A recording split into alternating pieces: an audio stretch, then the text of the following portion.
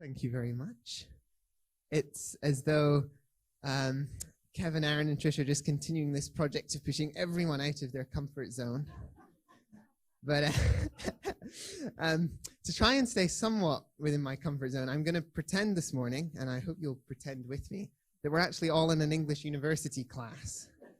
So I want you to imagine with me that it's 9 a.m., no 11 a.m. starts, no 9 a.m. And we've turned up at campus and discovered class is on the 6th floor and the lifts are broken.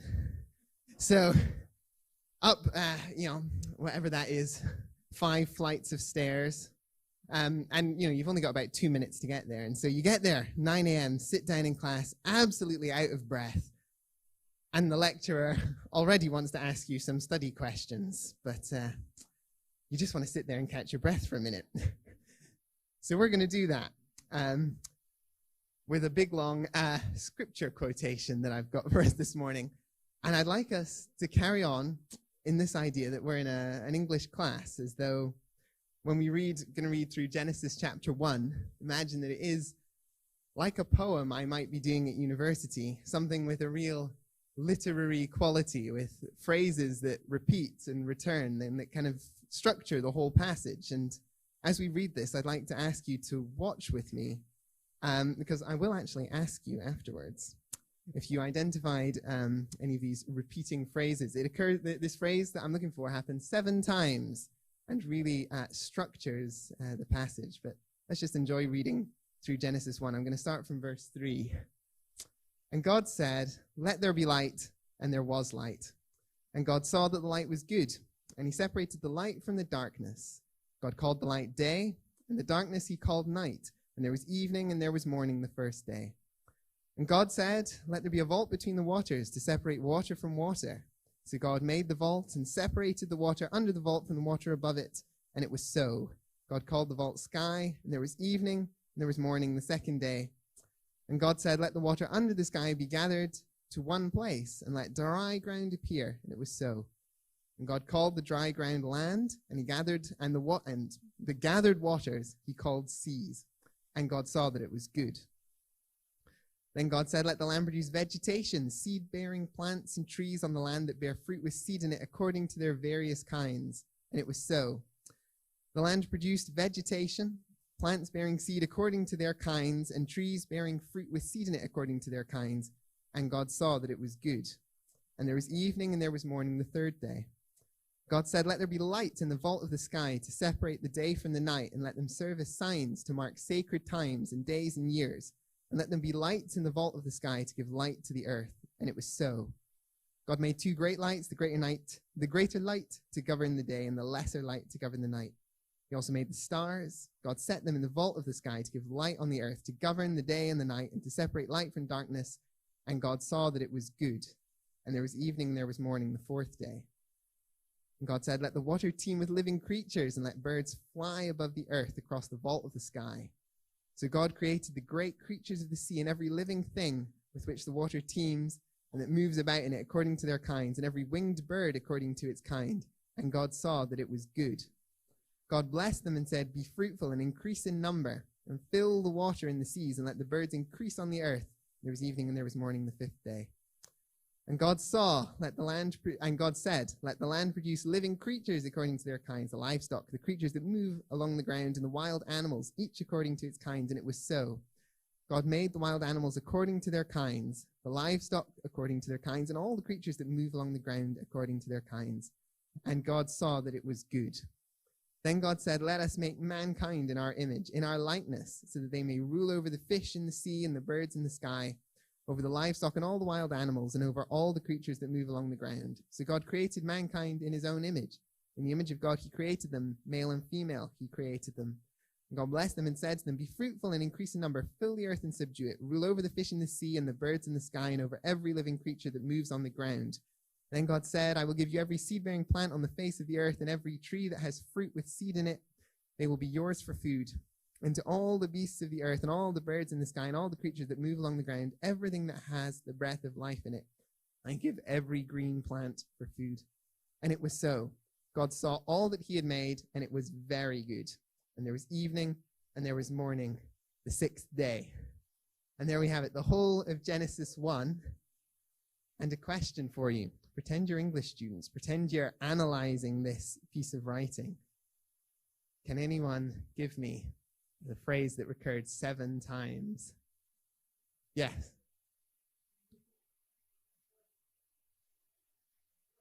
Exactly. This is exactly the one I was looking for. And God saw that it was good. Well, we got an attractive slide. Ah, there we go. Yes. And God saw that it was good. This comes through the whole passage, applying to every single thing that God creates. God sees that it is good. It's as though every single corner of creation, its goodness, is defined by God's definition of goodness. When God says that something is good, that truly means that it is good. And it's God's job to decide what is good. And God cares so much about every single little corner of his whole creation that when Genesis explains the creation to us, it takes the time to have God repeat this same phrase as though it's almost getting boring, but comes back again. Every corner of creation, God takes the time to decide what is good. And so we must press on into the Garden of Eden, into Genesis 2. So following the whole grand creation of Genesis 1, we get almost a smaller creation, it would seem, in Genesis 2, where it says from verses 8 to 10, "Now the Lord God planted a garden in the east, in Eden, and there he put the man he had formed. The Lord God made all kinds of trees grow out of the ground, trees that were pleasing to the eye and good for food. In the middle of the garden were the tree of life and the tree of the knowledge of good and evil, and a river watering the garden flowed from Eden." So we're still, remember, in an English tutorial, imagine with me. And now our lecturer is saying, okay, I want you to imagine the imagery of this passage. Imagine what this is trying to inspire in your imagination. I'm thinking, I'm seeing like lush green leaves everywhere on like these tall waving trees. I'm thinking I'm probably sitting on soft dewy grass, and in the distance I'm kind of hearing this river flow past. It's probably gushing over pebbles, and probably I'm hearing a splash because the trees have got so much fruit, and an orange has fallen off into the river, and it's so beautiful. It's glorious. This is the absolute perfect picture of paradise, and this is where God has placed his man that he has created. Of course, we know that in this paradise, God still lays down an instruction. It's not just a free-for-all. There is that tree, that one tree in the middle of the garden, the tree of knowledge, and God says, don't eat from this fruit. This is perfect paradise, but God still has a restriction that he places upon the people there. So then it struck me with my English analytical brain that they're trying to force into me in university, and which I do enjoy. When we got to Genesis 3 verse 6, we read this. "When the woman saw that the fruit of the tree was good for food and pleasing to the eye and also desirable for gaining wisdom, she took some and ate it. She also gave some to her husband who was with her, and he ate it." And I didn't notice this all for myself, but when I was told to look closely, I saw, wow, we've just 7 times over been told, and God saw that it was good, and God saw that it was good, and God saw that it was good. Clearly, it's God's job to see that things are good. And then look what we've got here. And when the woman saw that the fruit of the tree was good for food, it seems to me that Eve has jumped up and stepped into God's shoes. She's taken his responsibility, the job that was God's 7 times over. Eve's gone and taken it for herself. She's going to do that thing that only God was supposed to be doing. She's going to define what looks good to her instead of what looks good to God. And as Eve falls at this hurdle and fails to submit to God's way of seeing the world and taken God's job for herself, jumped up far above where God equipped her to be, she ends up having to leave paradise. Paradise is lost. And here, to continue this practice of trying to get myself back into my comfort zone, I think it's time to tell a joke and just remind us all of PG. And if you're watching, I hope you're doing well. Got a question. Who knows? Who was the first person in the Bible to drive? God, when he drove Adam and Eve out the Garden of Eden.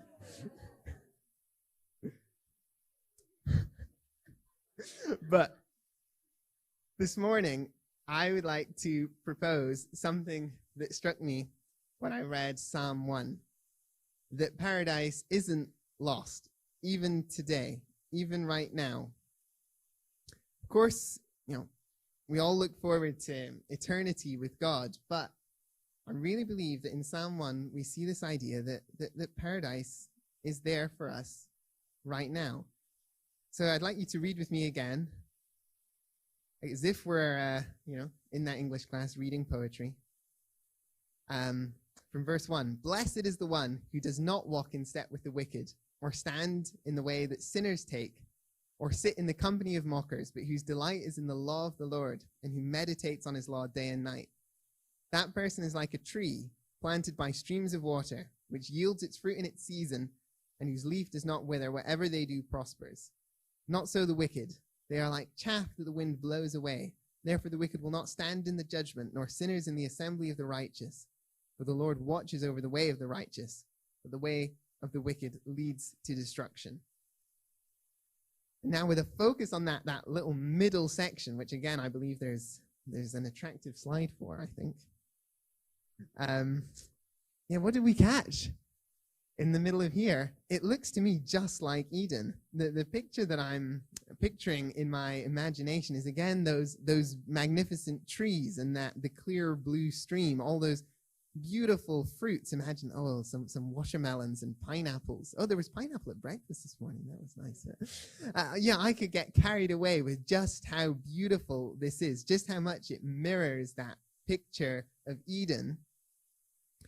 And I realize as I dwell on it, just how much I want it, just how much it would be worth anything I could do to be that tree as though it was planted back in Eden again. And so I look back to Psalm 1 and to the second verse, and it gives me a command, the criteria, the responsibility I need to fill to live there. And it says, "Delight in the law of the Lord and meditate on it day and night." And of course I know I'm never going to be able to perfectly follow God's law. And my righteousness, my salvation, of course, ultimately and always must be found only in Jesus. But still, this law of God, this restriction, even if it feels like a restriction on me, something stopping me from total freedom that I might think I want, I'm told here to delight in God's restrictions, to delight in his law, to delight in letting him say what is good, to let his view of the world be the one that I submit to.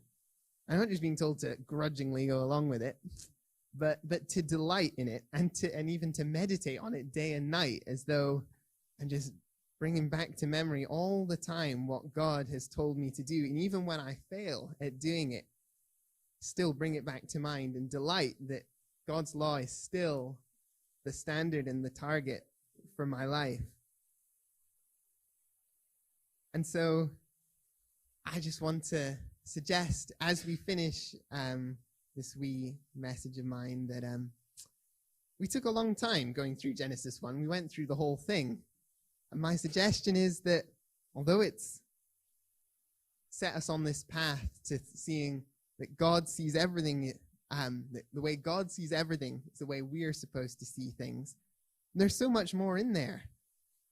I noticed that, like I said, this "and it was good" comes after every single piece of creation, every little corner, and that even includes, it talks about from the little animals that crawl along the ground to the huge whales in the sea.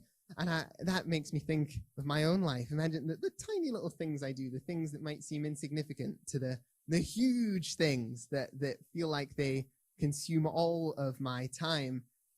God cares about all of them, just like he cares about the biggest part of his creation to the smallest part. And I see that also God says everything is good when he's created it. It's as though when things exist in the way God made them to exist, that's when God says they're good.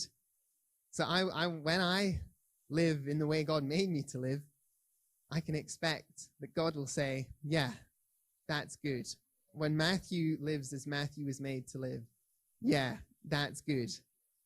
And that will be an experience of paradise in myself. That will be me as though I was planted back in the Garden of Eden, that it wasn't lost, but that Psalm 1 would tell us, if we'll delight in the law of the Lord in every little corner of our lives and live in God's way, let him say what's right and what's wrong, that then that looks like that beautiful scene where I almost wish that I had some set decoration with some palm trees and a little glass of juice and a deck chair, and we should have brought in like sacks of sand and everything, and then we'd really get the picture. But for now, it must remain in our imaginations, just like most of the things that I do in English classes at university.